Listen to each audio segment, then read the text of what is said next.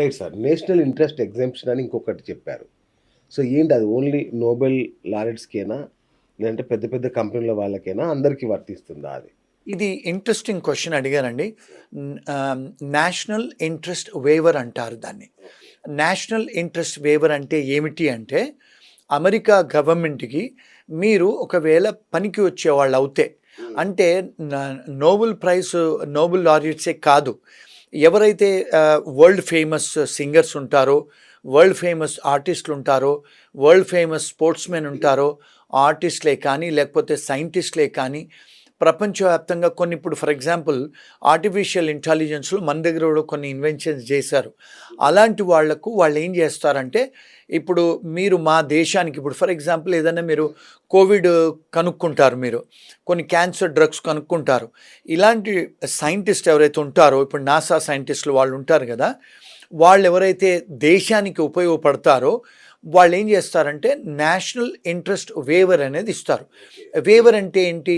మేము వాళ్లకు వేవ్ చేస్తాము, అన్ని కండిషన్స్ చేసి మీకు మేము పచ్చ కాగితాలు గ్రీన్ కార్డ్స్ ఇస్తాము, మా దేశాలకు రండి అని ఒక ప్రొవిజన్ ఉంది. యుఎస్లో కానీ, ఇంగ్లాండ్లో కానీ, ఆస్ట్రేలియాలో కానీ, కెనడాలో కూడా.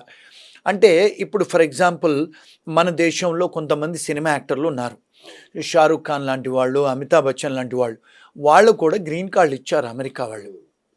కొంతమంది స్పోర్ట్స్మెన్స్ ఉంటారు, కొంతమంది చెస్ ప్లేయర్స్ ఉంటారు.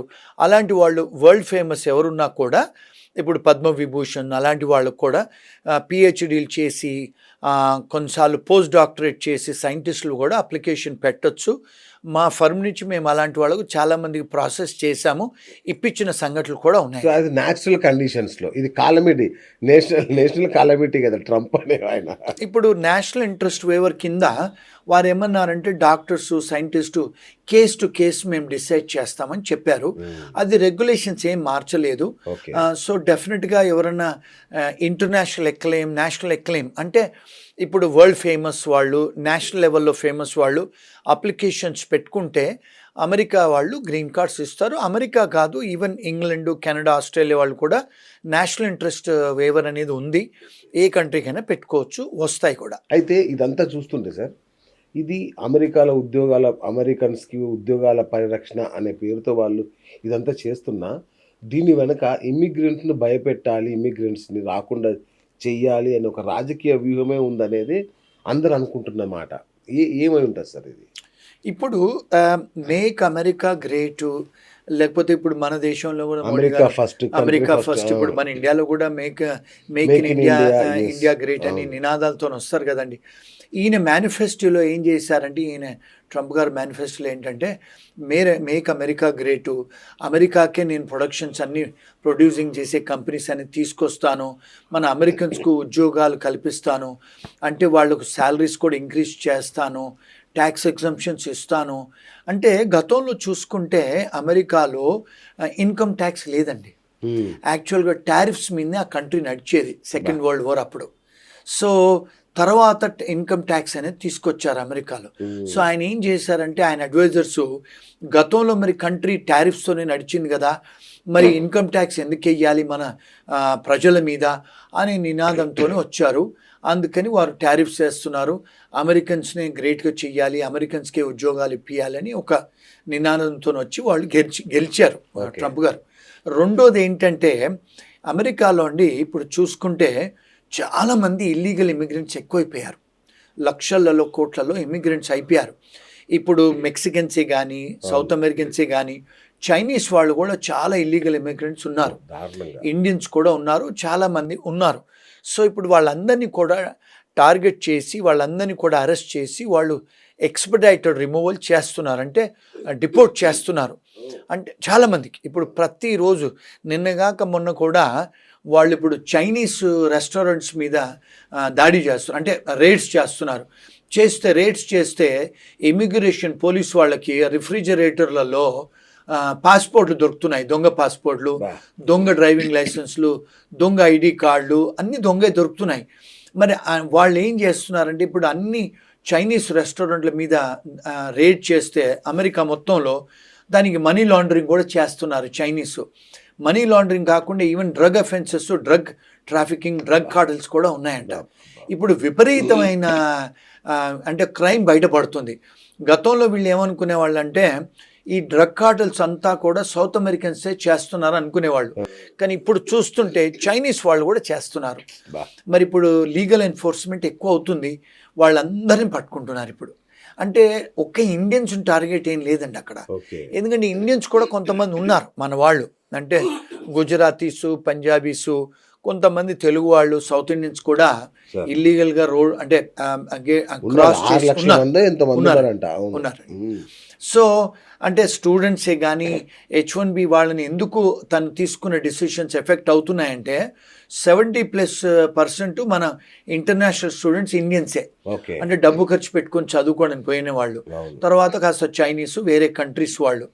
మరి H1B ప్రోగ్రామర్స్ కూడా మన వాళ్ళే, ఎందుకంటే హైటెక్ ఐటీ ప్రొఫెషనల్స్ అంతా మన వాళ్ళే. 70-75% మన వాళ్ళు. మరి మాస్టర్స్ ఇన్ కంప్యూటర్ సైన్స్ చేస్తే మరి ఉద్యోగాలు మన వాళ్ళే కదా తీసుకునేది.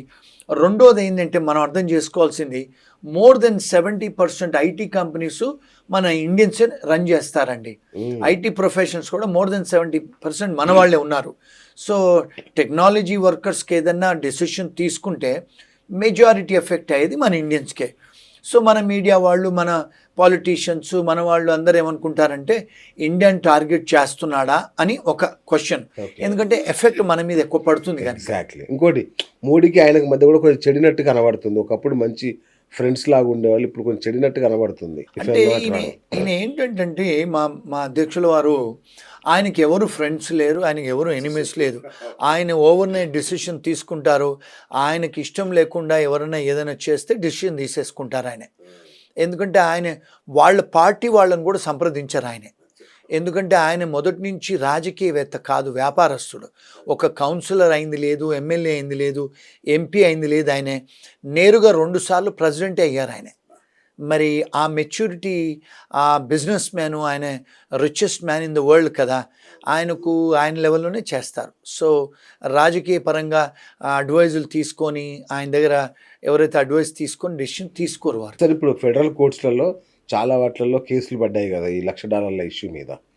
మరి తాత్కాలికంగా స్టే ఏమన్నా వచ్చే ఛాన్స్ ఉందా సార్? టెంపరీ స్టే ఏమన్నా ఛాన్స్ ఉందా? అంటే ఎంత బలంగా ఉంది?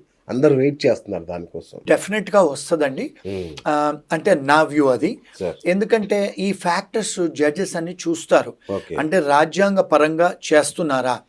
రెండోది ఏంటంటే కొన్ని ఏవైతే వారు డిసిషన్స్ తీసుకుంటున్నారో, ఇప్పుడు ఈ ప్రొక్లమేషన్ అది కూడా ఫీజు ఇంక్రీజ్ చేయాల్సింది, అవన్నీ కూడా 2 హౌజెస్లలో అంటే సెనేట్లోను కాంగ్రెస్లో అది ఆమోదం పొందిన తర్వాతనే డెసిషన్స్ తీసుకోవాలి వారు. కానీ వారు ఏం చేస్తున్నారు, ఆ 2 అంటే మన దగ్గర ఇక్కడ ఎట్లయితే లోక్సభ రాజ్యసభలో అంటే ఆమోదం పొందిన తర్వాత చెయ్యాలి కదా, వారు అలాంటివి ఏం చేయకుండా చేస్తున్నారు. కనుక ఏమంటారంటే అక్కడ విశ్లేషకులు ఏమంటారంటే ఇది చెల్లనేరదు. అంటే అక్కడ లీగల్ స్కాలర్స్ కూడా ఏమంటారంటే ఇది 2 అంటే అప్పర్ హౌస్, లోవర్ హౌస్, సెనేట్లోను కాంగ్రెస్లో ఆమోదం పొందిన తర్వాతనే వారు తీసుకోవాలి.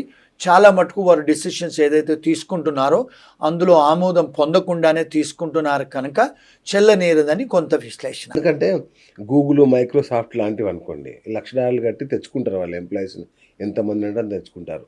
కానీ స్టార్టప్ కంపెనీల పరిస్థితి ఏంటి? అదేనండి, ఇప్పుడు దాన్ని డిస్క్రిమినేషన్ ఎఫెక్ట్ కదా. ఇప్పుడు మీరు పెద్ద కంపెనీస్కు మీరు ఫేవరెటిజమే కదా, ఇండైరెక్ట్లీ డబ్బున్న వాళ్ళే తెచ్చుకోవాలి, పెద్ద కంపెనీసే తెచ్చుకోవాలంటే మీరు ఫేవరెటిజమే కదా పెద్ద కంపెనీస్కు. మరి పెద్ద కంపెనీస్కు మీరు ఫేవరెటిజం చేస్తున్నారంటే మీరు బయాస్, ప్రెజుడిసే కదా చిన్న కంపెనీల మీద. అంటే ప్రెజుడిస్ అంటే మీరు పక్షపాతం చూపిస్తున్నట్టే కదా. ఎప్పుడైతే ఏ డిసిషన్ అయినా, ఏ డిసిషన్ ఎవరు తీసుకున్నా పక్షపాతంగా ఉంటే అది అమెరికన్ రాజ్యాంగం ప్రకారం చెల్లనేరదండి.